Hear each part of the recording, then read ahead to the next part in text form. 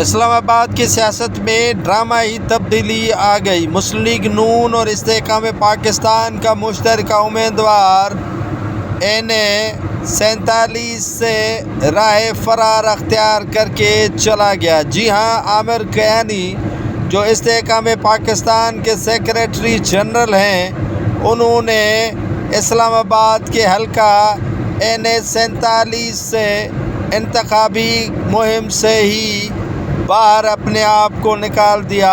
کاغذات نامزدگی عامر کیانی کی جانب سے واپس لے لیے گئے۔ عامر کیانی کے ذرائع کے مطابق وہ اپنے آبائی حلقے N55 راولپنڈی سے آزاد امیدوار کی حیثیت میں انتخابات میں حصہ لے رہے ہیں۔